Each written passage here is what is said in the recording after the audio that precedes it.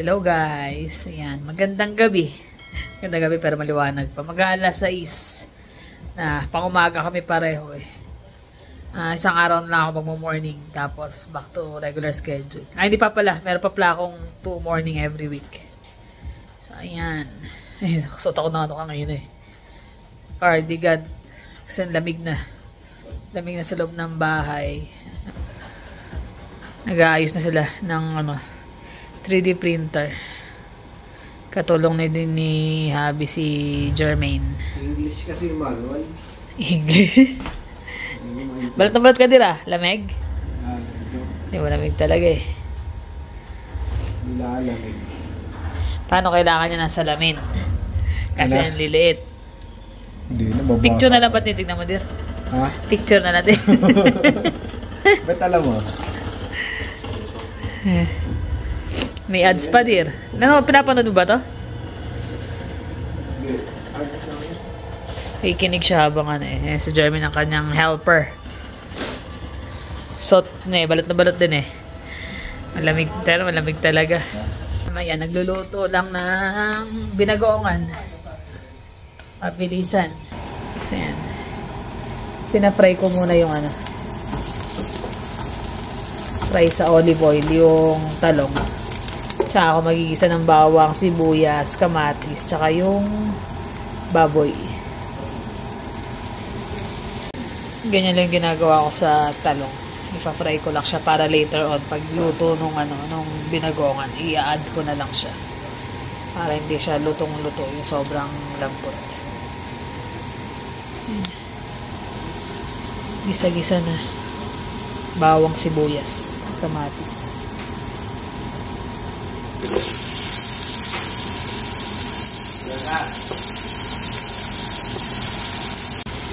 Tapos yan yung pork, konting-konti lang yan. Pang isang ulaman lang talaga. Isang kutsako lang yan. Hanggang sa mag-brown yung pinakakarne. Usually kasi pag nagluto ako pang isang kainan lang talaga. Unless may bisita. Para walang tira-tira masyado. May matira man konting-konti lang. Tapos ito naman para baon nila bukas. Hindi ko siya nailabas. Nalimutan ko kanina. Ko lang nilabas pagdating ko galing work. So, fish fillet naman sila. Oriental na style fish fillet. Ayan. Ito yung para sa sauce. Kailangan naka-ready na kasi pang umaga ako. Ayun na. Kailangan na ng isa pang tulong. Tinawag na si Jonas. Kauwi lang galing work. Camera pa siya eh. Tapos nagka-calibrate siya ng sarili. Nag-automatic so siya na mag-setup, gano'n? Iayusin niya lang? Hindi kagaya na ito, manual eh. Ginagawa siya. Yun lang maliit siya kumpara sa dati niya eh. Pero mas malinis tignan. Mas accurate yung detail. Ito isa napakaraming wire, dami kong anik-anik eh. Skeleton eh, no? Tapos yan, ito pala yung ginagamit kong bagong. Try nyo to guys, yung mga nandito sa Calgary. Baka buong Canada naman meron sa mga Asian store. Sarap tong brand na to eh, Lingayen. Manamis na siya na meron siyang spicy din. Pati yung isa yung Panda na brand din, maganda din yan.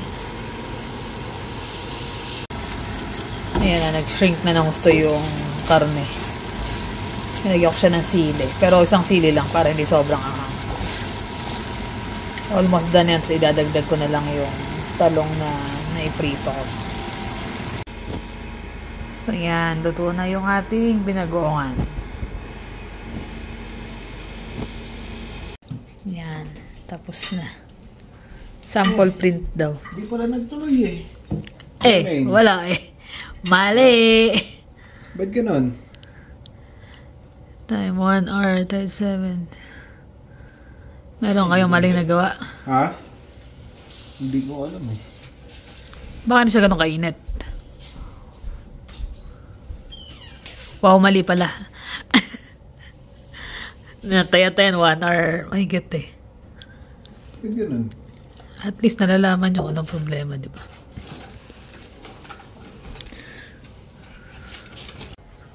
You know, unsuccessful pa rin yung printer. Hindi na, nung tinest ko pala yung screen, hindi mo makikita kasi na ano eh. Mayroon kasi exposure test siya. Pag in-expose mo siya, yung buong screen, mag-heat up siya. So, magbubuo ng plate. Yung tinapon yung para malaman mo lang kung yung buong screen gumagana. Kumbaga. Eh, hindi ko na tanggal. Nandun na pala. Ngayon, okay na. Sige, sana. Sa bagay na pa naman kasi kinakabisado pa. Ganun din naman doon sa isa eh. Parang isa lang eh. Pero kasi ito kumbaga mas high-tech na siya. Kaya malalaman natin yan. Tapang lang ng amoy pagka yung lilinisin, umaamoy. Oo, kaya nga dapat talaga sa baba siya eh. Tsaka... Pero pag ganyan, hindi naman siya maamoy yung... Kasi may takip siguro. Lalagyan mo na ng filter. May filter na nabibili. Yan. Tsaka ayaw nyo na malamig. Pag malamig, kagaya nga, malamig. Ano, malamig na ngayon. Kailangan pa ng heater na maliit. Ito nga sa loob lang ng bahay, nakaganto kami ngayon kasi hindi pa naman kami nagbubukas ng heater kasi masyado pang maaga. 21 lang eh. Dito sa loob, pero medyo medyo malamig na pagantong oras talaga. Sa gabi. Daming trabaho ngayon sa amin. 2,000 daw. Na pipe. Good luck. 2,000 na pipe yung order sa amin. Hanggang December. January. Tapos, usually pa may ano kayo. Habol lang pa yung March yan. Tsaka yung 2 weeks nyo na bakasyon ng December. So mga stop. Ayun nga, minsan pumapasok kami nun, di ba? Last year, pumasok kayo ng ibang araw, di ba? Oo, parang pumasok ang 2 araw. Pero okay lang kasi, nakatambay lang din. Kasi may pasok din naman. Yung in between ng Christmas tsaka New Year. Dapat yung wala na talaga. May pasok din naman ako. Last year, last Pasko, kaka-opera ko lang. Kaya dito lang kami. This time, lahat ng holiday may pasok ako eh. Ganun kasi sa amin. Kung ngayon matapat yung holiday, siya papasok. Kaya lang, minsan, sobrang dami ng trabaho, di ba? Kumbaga, yung kumpanya, umaasa rin sa mga tao, di ba? Mga tao na hinahire nila, na yung mga bago, ganyan, may mga kasi bago kami mag full production, kinukumpleto muna namin yung crew eh. Kumbaga, hire muna kami ng mga ilan-ilan. Kami, may bago rin kami. Tapos yung ibang department, kaso nga lang, minsan, dumarating yung point na parang yung binibigyan mo na ng overtime, binibigyan na sila ng pagkakataon na i-prove nila yung sarili nila. Parang, nakakampante. Kailangan, uuwi ako ng ganito.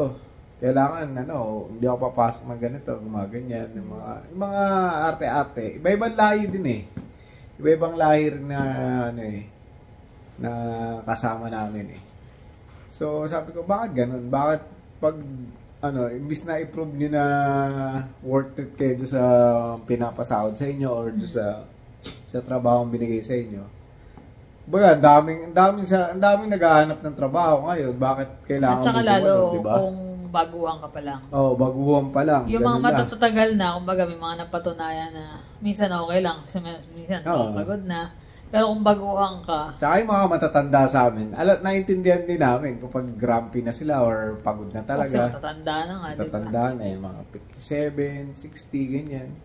Siyempre, pag tumatayo na parang hirap na. Pero yung mga bata pa lang sa amin na, kung ano pa yung mga bata talaga na bago. Siya pang matitigas ang ulo, siya pang mga Pakitang gilas lang noong una. Nung lumampas na yung probe, wala na. Kagandahan pa nun, may di ba, ino-offer nga sa akin yung ayoko nga nung tanggapin kasi nga yung responsibilidad masyadong dadami. Tapos ilan lang yung tao. Ilan lang kami. So, magdo-doble trabaho yung sa akin. So sabi ko, na lang, pass na lang muna ako diyan, sabi ko ganun. So inalok nila. So, syempre, kung ako nga naman yung bago, kung inalok sa akin yung parang opportunity na lumalaki ulo niya kasi parang feeling. Oo, parang gano'n. Parang, pwede pala ako eh. Sabi pa nga sa amin nun eh, siya raw ang uupo at uutusan kami. Sabi nung kasama kong, puti, sabi niya, subukan niya, sabi niya, malalaman niya. Wala ano pa lang yun, 3 months pa lang. Wala, 3 months pa lang yun. Hindi niya alam, lahat inalok na, siya lang ang pumayag. Siya lang ang pumayag. Lahat na kasi, inalok ng part na yun. Kaya lang, ayaw din nilang madoble yung trabaho. Ang maganda doon, nung tinanong niya, kung ano yung, magkano itataas niya sa sahod ko. Sabing gano'n. Wala pa man din. Wala pa man. Hindi pa niya ipapasa yung course. Hindi pa niya na... At saka magpaparal yung company. Yung Bakit company. ka magtatanong right away na right off the bat na wala pa namang nangyayari? Ang worth daw nung course is 7,000. For 2 weeks. 1 week lang. 1 week lang. Fast track talaga yung gagawin eh. Kaya yung exam nun talagang... Ang kapal ng libro eh. Di ba yung dala-dala ko? Sabi ko, hindi ko kakayanin yun. Kaya lang, yung after nun, yung responsibilidad. Saka yung level 2 pa, di ba? Yung level 2 pa gagawin mo.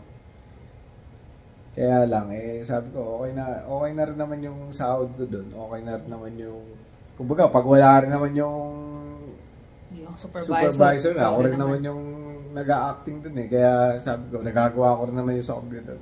Hindi mo kailangan mag-hire o magpaaral.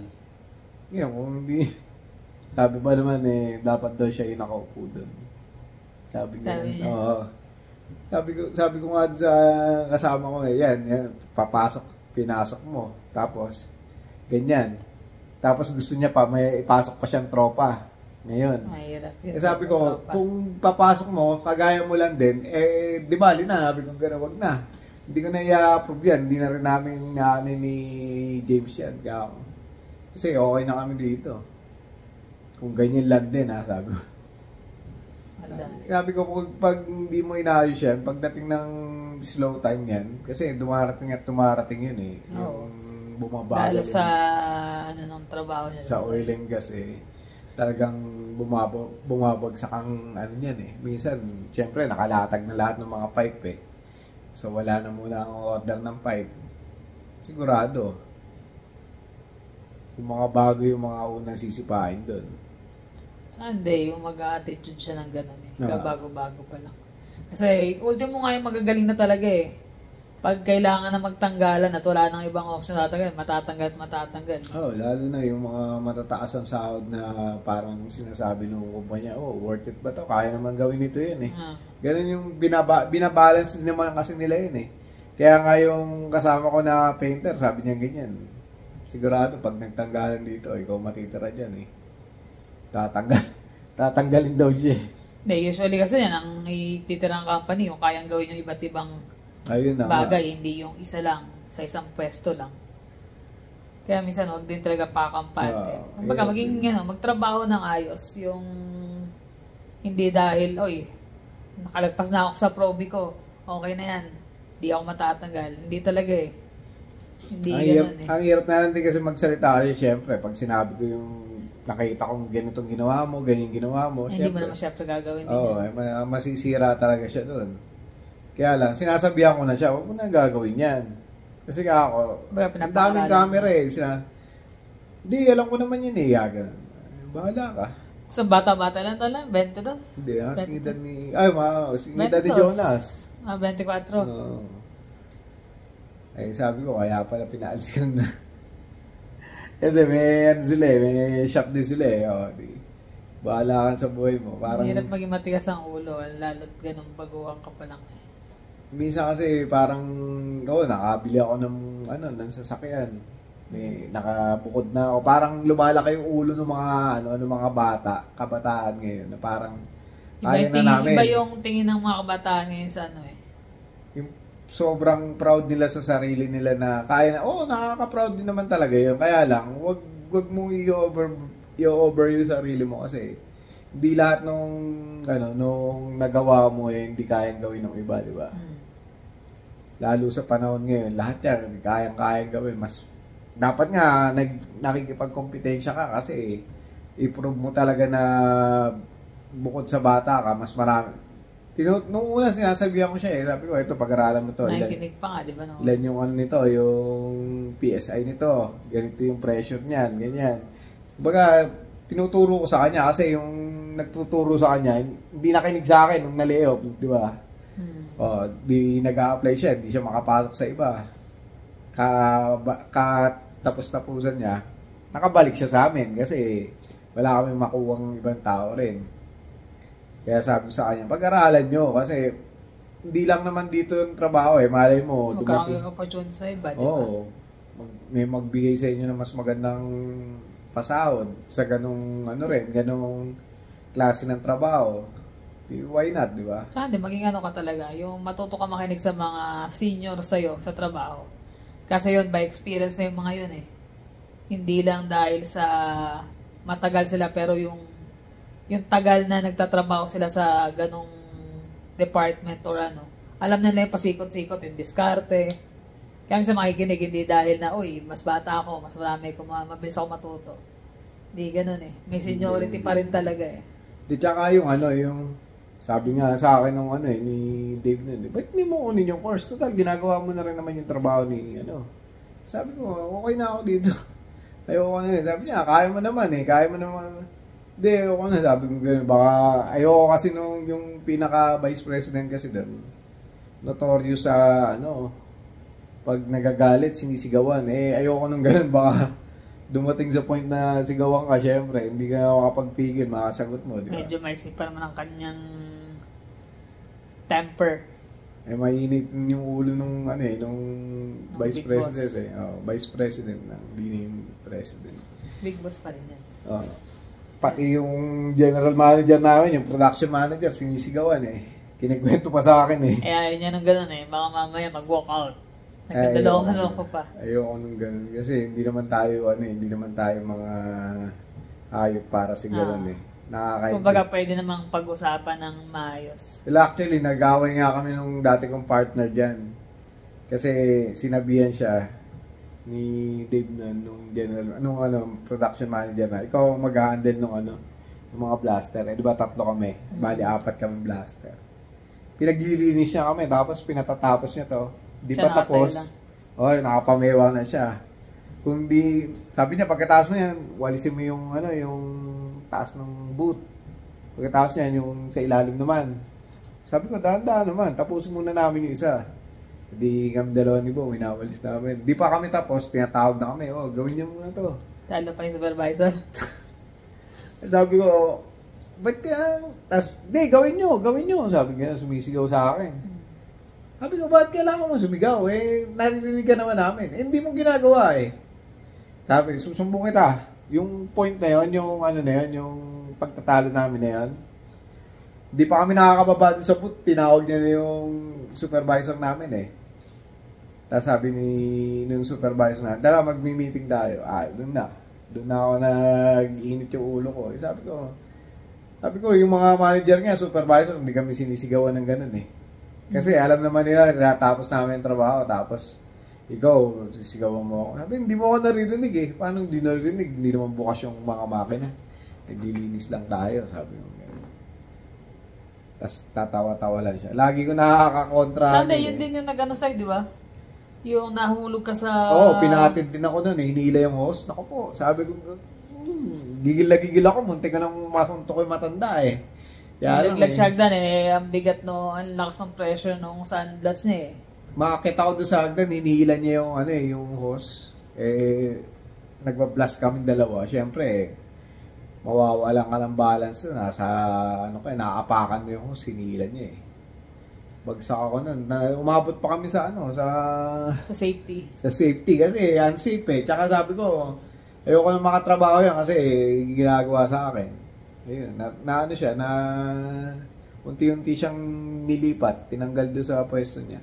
Napunta na ibang department. Napunta na siya na ibang department. Kasi, mag-aaway talaga pag dumating sa point, baka magkasuntuhan na, mas masama pang kalabasan di ba? Mahirap na, di ba? Mas mahirap na. Kaya sabi ko, ayoko nang, kung ako na lang ilipat nyo ka ako. O kaya, ayaw rin akong pakawalan ng bisor namin. Siya na lang nilipat. Mahirap trabaho talaga ganun eh. Para din kayo na yan eh. Pamilya. May hindi nagkakasundo, merong close, Hindi, merong... tsaka yung sa amin kasi, puro lalaki talaga. Parang takutan, gano'n Ah. yung... Sino yung... Sino mas malakas sa inyo? Parang gano'n eh. Bubulihin ka, tatry kang ano.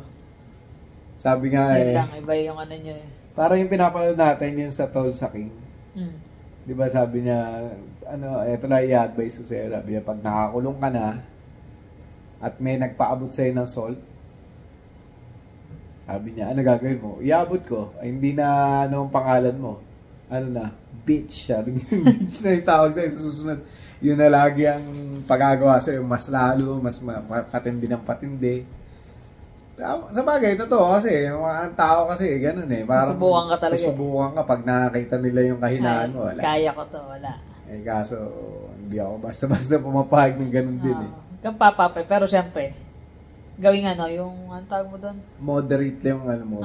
Baga, timplahin mo, hindi yung sasapuyin mo rin ng inis. Inis. Oh, yun na, pigil ko lang din yung sarili ko kasi syempre, bagsak ako Baga, nun eh. bago ka gumawa ng, makapagawa ko rito, sige, papatulan ko to. Sipin mo muna mabuti kasi, syempre, pwedeng magkasakitan, or pwedeng lumala yung sitwasyon eh. may pareho kayo matanggal, hindi mo masasabi, alam mo sa trabaho. Minsan kahit gaano kagaling, Oo, yung pag nasiraan ka ng kapwa mo katrabaho, wala na. yung isa kong katrabaho na Pilipino, di ba? Tapos yung nakaalitan niya, baka sa kanya, yung puti na, naka-Canadian na pinitik siya nung crane. Dito, tinamaan sa helmet. Buti ka mo, naka-helmet siya. Kung hindi, yung ulo niya yung tinamaan, on the spot, tinanggal yun. Delikado yun eh. Kasi puno na din naman ang camera doon sa namin sa building namin. Di chinek yung camera, nakita para. Kailangan yun, lalo sa trabaho nyo, delikado. Sa amin kasi sa loob ng mga booth, sa paint booth tsaka sa blasting booth, walang camera kasi masisira lang talaga eh. Pero sa labas. Sa labas, marami yun. Hindi maiwasan kasi yung mga nag-aaway-aaway doon, nagkakaanuan. Lalo na doon sa propel. Pucha, magsusuntukan pa eh. Fight. Gumagano pa yung mga... Kasi nga, puro lalaki. Parang, nasa kulungan eh. Fight. Gumagano yung mga tapos lumibot na Yung dalawa, nag-aaway eh. Kaya ang lesson doon eh, matutong magano. Kumbaga, pagdating mo sa trabaho, lalo kung baguhan ka. Talaga yung ano mo eh. PC. Magano ka, makiblend ka sa mga katrabaho mo, pag-aralan mo mabuti yung trabaho. Hindi yun dahil naging nakalagpas ka na ng probi, wala ka nang pakialam. Tsaka dito sa Canada, walang ano rito, walang probi, walang matagal. Pag na tanggal ka kagad. Pag sinabi sa'yo, tanggal ka na. Ganun talaga dito eh. Pero as long as ginagawa mo yung trabaho mo ng tama. Alam mo kung ano yung ano mo. At saka pag nakita naman na mga nasa taas na ginagawa mo yung trabaho mo, yan naman lang yun eh. Makikita naman nila. Kumbaga, hindi naman nila basta babaliwalay niya. Oo, yung nakaraan, di ba? Pasko ba yan? Yung binigyan ako malaking bonus. Nakita yung hard Nakikita work. yung hard work mo eh. Pasko ba yun o nakaraan? March March yata yun, yung year end niya. Year end. Yun lang naman, napachika lang kami kasi nagkukanto kami kanina tungkol sa mga trabaho, sa trabaho. binibigyan ka na nga ng trabaho, yung iba, ang dami naghahanap ng trabaho, hindi makapasok. Siya, wala naman talaga siyang alam dun eh. Kaya sa kapag trabaho na yun, wala talaga. Naturuan lang talaga eh. Tinuruan lang, tapos inano lang nung pinasok nga nung kasama namin. So, kumbaga, cargo niya yun. Pero halos lahat ng tinuro, ako nagturo talaga dun eh. Maging thankful ka na ito, nakakakuha ng trabaho. Sa hirap ng buhay ngayon, hirap manap ng trabaho. Kaya nga sabi ko sa kanya, pasalamat kahit na nakakasahod ka ng ganyan. Doon mo magkano sahod niya, tapos ganun-ganun magtrabaho. Kaya sabi ko, pag natikman mo uli, bumalik sa minimum, iyak ka. Patay yung pambayad mo ng renta mo, tsaka dyan sa bahay. Sa sakit. Bata nga kasi siguro Hindi niya alam easy lang. Hindi pa ganun kalaki ang responsibilidad niya sa buhay. Malalaman niya yun pag dumating ang araw. Pag pinagpatuloy niya. Hindi gaya ng mga nasa sitwasyon natin na may pamilya ka, may bahay kang binabayaran. Yung pagiging responsable sa mga action mo tsaka sa trabaho mo, dapat nandun eh. Tama. Maging responsable nga, eka. Kasi hindi porke bata ka na habang panahon. Oo So, mas maganda hanggat bata ka, natututunan mo na yung... Tsaka, mag-isip ka rin na, ano ba, mas maganda. Kung ako nga lang, ganun eh, yung bago lang ako, tapos bata, inalok sa akin yung, ano na yan, kakagating ko yun eh. Oo naman Kasi, yun kaya lang siya wala pa eh. Nagtanong na ng sahod. Saan di pangat yun? Baga, pakita mo muna yun, bago mo tanong. Ibibigay naman la sa'yo yung kung nararapat para sa'yo. Tama. Ay, naka. Sa tayo, basta tagal na natin, experience na natin. Alam na natin halos lahat ng mga kalakaran ng ganun eh. Kita mo pala sa tao, alam mo na kung may alam talaga o... Hindi kasi na-influensyahan din kasi ng isa eh. Eh yung matagal na. Nakakalusot siya, nakakalusot eh. Hindi naman mapipigilan natin kung baga kanya-kanya pa rin. May naaya ako sa lubala. Hanggat maaari, mangangaral ka sa kanila, pero kaya nila makinig. Yeah, that's it. Ay, ako ganun eh, makinig ka, okay. Pero kung ayaw mo, bahala ka rin. Oo, ganun lang talaga yan. Ay, naka, yun na naman guys. Nabangan namin tong piniprint niya. Titignan, sana mag-work na. Sana. Na-share lang naman namin sa inyo ang mga aral ng buhay. Lalo sa trabaho at sa hirap ng buhay ngayon. Kailangan talaga pag-ingatan ng trabaho. Paano guys? Maraming salamat ulit. Ingat kayo lagi. See you in the next vlog. Bye.